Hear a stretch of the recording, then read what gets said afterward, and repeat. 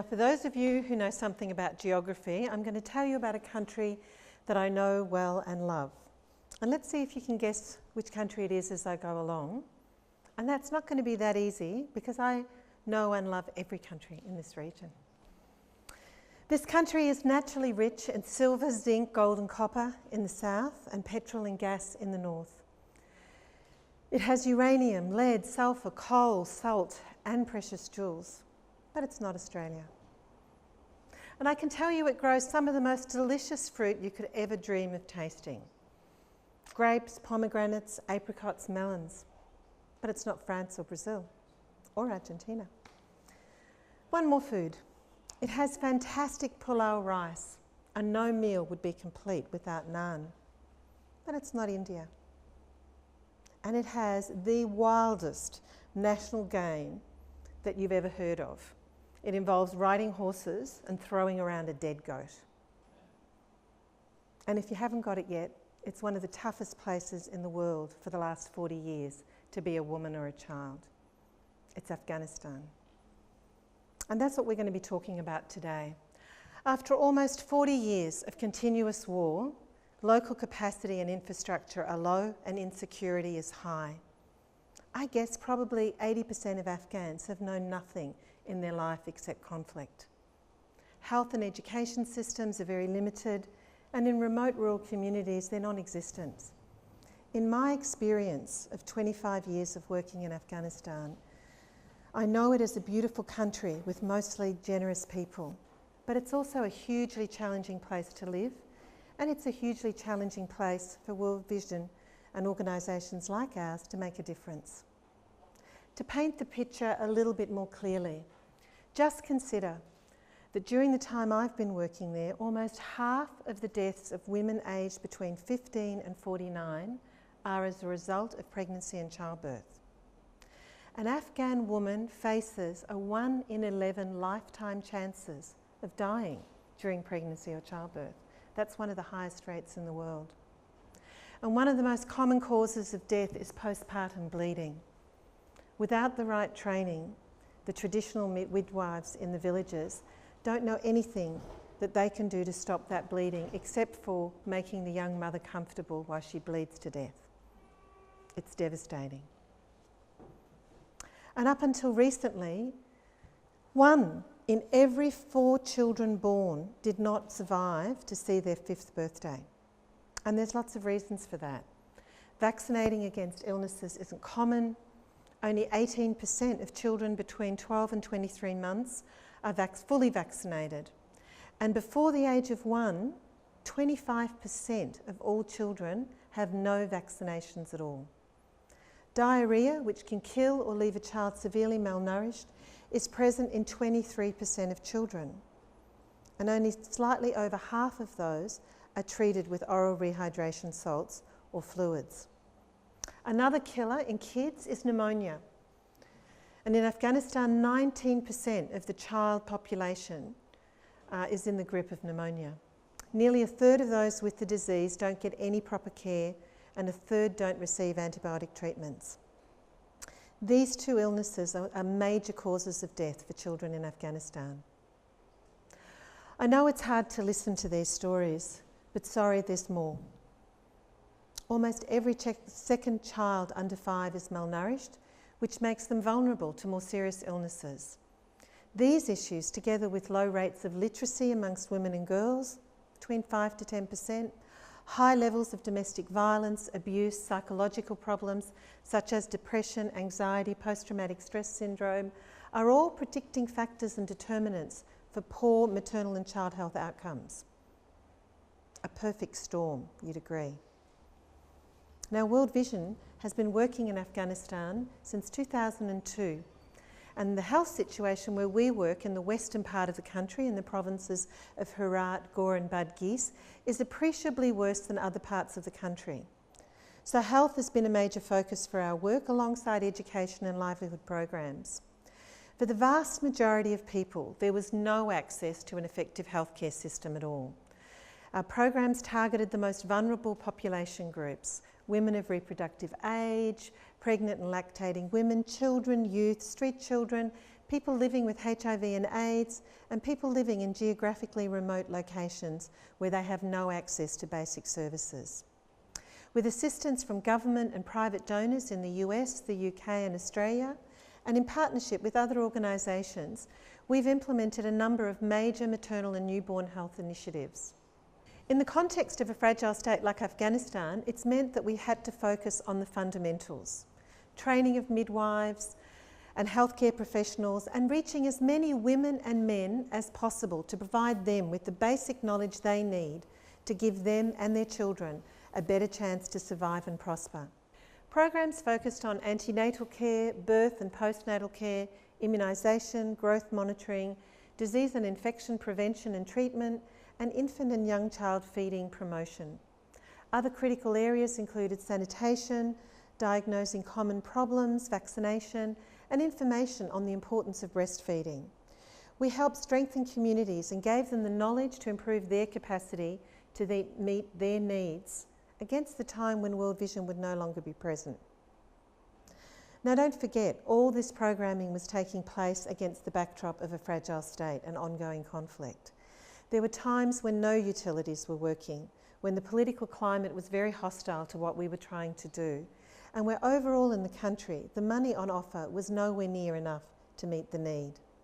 Yet, despite these challenges, we knew these programs were making a difference, a critical difference. And given our investment, we needed to assess the impact of these programs over time. We'd seen it firsthand. For example, I remember attending a neonatal unit in Herat City, one that we had established and the only one in Western Afghanistan, and one of the few in the whole of Afghanistan. While I was there, a midwife came running in with a little baby boy who wasn't breathing. We all held our own breath as we watched the team frantically work, and thanks to their training and the equipment, they saved this little one's life. Without this, his mother would again have mourned, as she had the 8 siblings before him. We knew that there were countless other babies and mothers like this one saved, but we wanted to have the tangible evidence to know for sure what difference our programs have made. This is important for our ongoing reflection as professionals, and it's also important as World Vision continues to enhance its health programming in fragile states. And you don't really know there's been a change, and you certainly don't know how much of a change there's been until you can measure it. So, we asked the Aga Khan University to conduct a meta-analysis of 10 World Vision health programs that were implemented between 2007 and 2015. We wanted them to research and evaluate any impact that we had had and the sustainability of the programs that we'd been running. These projects had benefited almost 250,000 mothers and children. From a perspective of sustainability, they found, against a scale assessing long-term sustainability, that 3 of these projects had a high probability of sustainability. 6 had a partial probability, and 1 had a low probability of sustainability. And there's a lot of learning for us in that.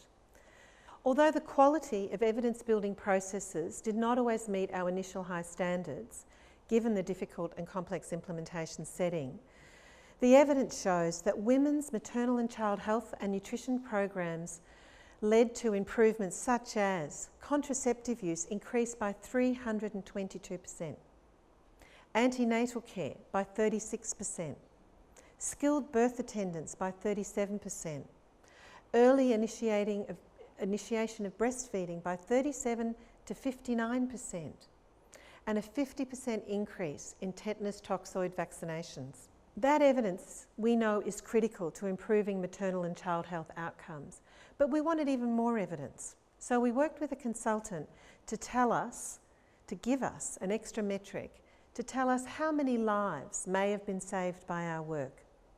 Using a test called LIST, the Lives Saved test, it is possible to model, based on World Health Organization data, whether an intervention could have had this most dramatic and important of effects. So, where program data allowed, the consultant calculated what change had come and whether we could reasonably claim that there were mothers and children alive today that would not have survived without our intervention. And if so, what were the interventions that led to this life-saving outcome? For the three programs that were analysed by LIST, 2 focused on maternal health and children's wellbeing, and the 3rd on training midwives. The first project was USAID funded, Better Health for Afghan Mothers and Children program, implemented from 2009 to 2013.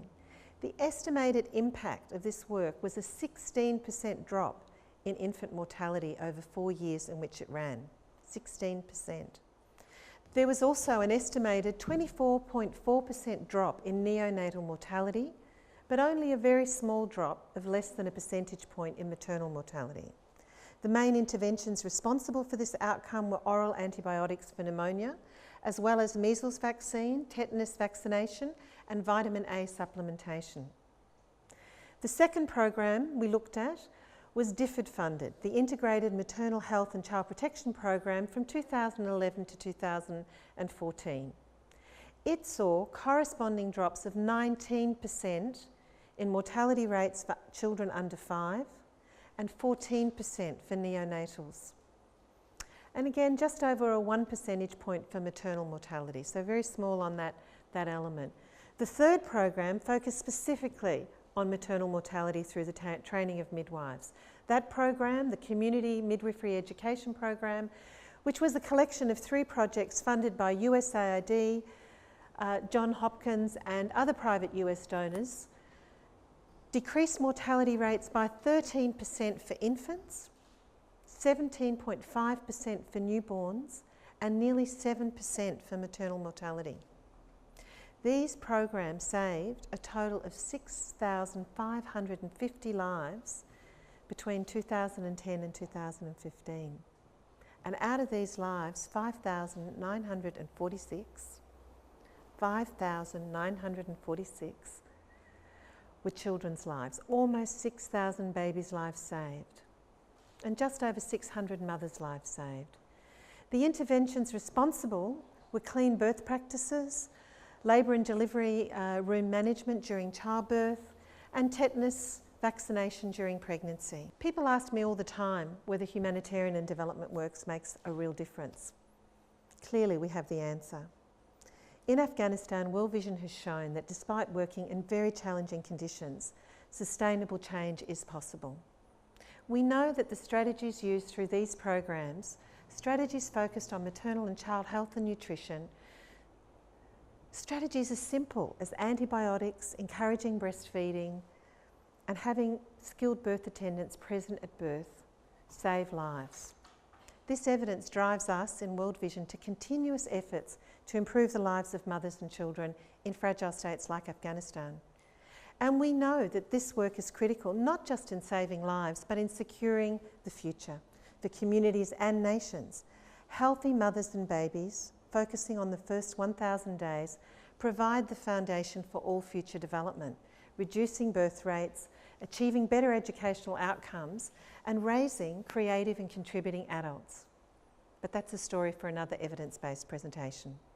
If you want to know more about World Vision's meta-evaluation of its programs in Afghanistan or any of our Evidence for Change series, have a look at this website, wvevidenceforchange.org. Thank you.